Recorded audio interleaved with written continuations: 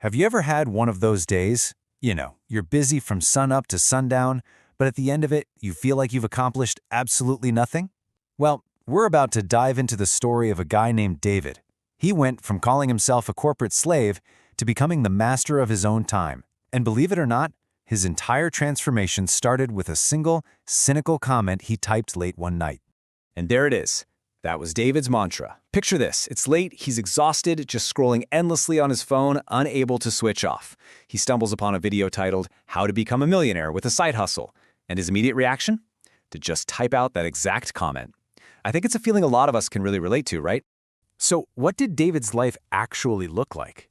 Let's take a closer look at his daily routine, this cycle that just kept him feeling trapped and completely burnt out. Yeah, this was the trap. His day would kick off in a total panic.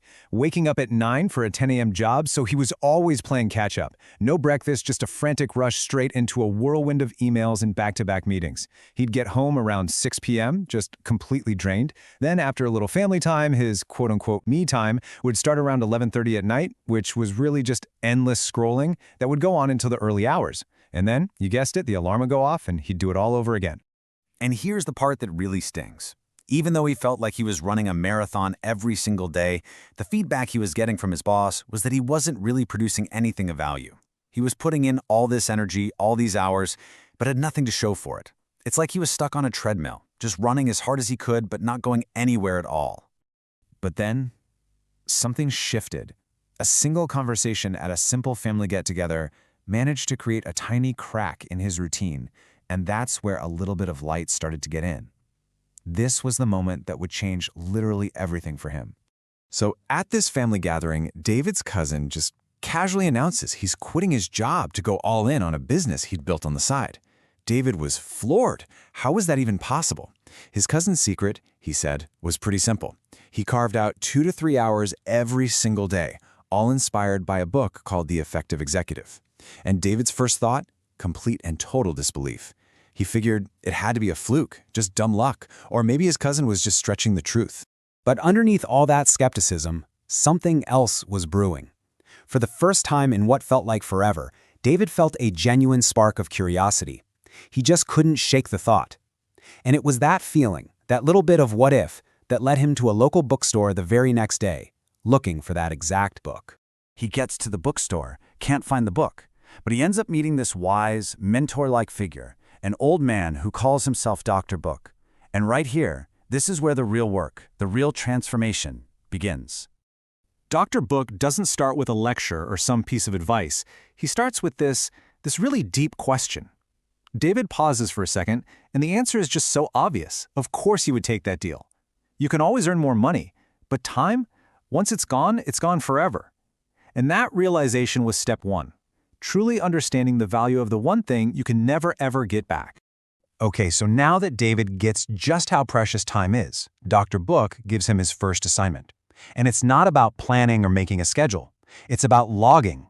For 1 week, his only job was to write down what he did every single hour. The whole point wasn't to change a thing just yet, but just to see, with complete honesty, where his time was actually going. And David agrees. I mean, sure, it sounds a little tedious, but the promise of getting that book and another powerful tool to go with it is enough to get him on board. Dr. Book just tells him to come back in 1 week with the finished log. So after a really tough week of logging every single hour, David goes back to see Dr. Book, and he's made a pretty shocking discovery. He actually found the time he was looking for. But it turns out that knowing where the time is and actually using it are two very, very different problems. As he stared down at his log, the pattern was just undeniable. His entire day was a mess of distractions, interruptions, and putting out fires, except for one single block of time, the early morning hours. That was it. That was the only uncontaminated time he had. And it hit him like a ton of bricks, because this wasn't some guru telling him what to do. This was hard data from his own life. So, armed with this new insight, David gave it a shot. He set his alarm for 6 a.m. And he failed. He tried again, failed again, and now, on top of being tired, he just felt guilty. He went back to Dr. Book, totally defeated, and basically asked, "What's the secret? How do I actually wake up early?" Dr. Book explains that David is missing the most crucial ingredient of all, a really powerful why. He tells him, look, to be truly effective, you have to stop focusing on just doing activities, and you need to start focusing on the contribution you want to make. He tells him the story, the parable of the 3 bricklayers. You ask the first one what he's doing, he says, I'm laying bricks. He only sees the activity. You ask the second, he says, I'm building a wall. He sees the task. But the third one, who's the happiest and the most productive of them all, he says, I am building a great cathedral. He sees the contribution. That's when David realized he needed to find his cathedral. So after really thinking about it, David figured out his contribution. He wanted to help people in the health and fitness world. Now that his why was crystal clear, Dr. Book gave him the final, practical tools to actually make it happen. Dr. Book let him in on a secret. Effective people don't necessarily do more stuff, they just do more of the stuff that actually matters. And the key is to be ruthless about cutting things out, using 2 simple lists. First, you've got the stop doing list. This is for every single task that adds 0 value. Then, there's the offload list, for anything that has to get done, but someone else could do it. This is how you clear out all the junk and make room for the work that really moves the needle.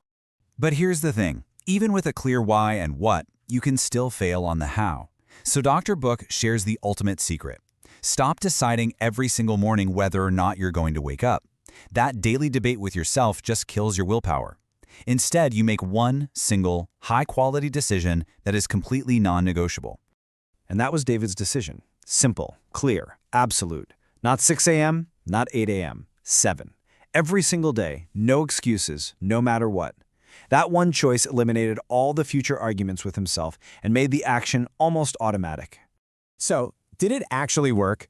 Let's jump forward 1 year and see the incredible power of all these small changes compounding over time. That first week was pure hell, but he stuck with it. By week 2, he'd built a landing page for his business idea. By month 3, he had his first email list. By month 9, he had 1,000 customers buying his new protein bars. And exactly 1 year after that conversation in the bookstore, he walked into his boss's office and quit his job to run his own successful business, full-time. David goes back to the bookstore to see Dr. Book, but he's not the lost, cynical guy he was before. Now he's the effective executive he wanted to become. He tells his mentor that changing his own life was the greatest thank you he could ever give, because it proved that Dr. Book's contribution, his wisdom, had truly made an impact. You know, David's story started with a bitter comment on a random video. It ends with him seeing a similar comment online and just smiling, hoping that person finds their own mentor someday. A mentor, a book, sometimes just a single idea. That can be the spark for incredible change. So the only question left for you is, what or who will yours be?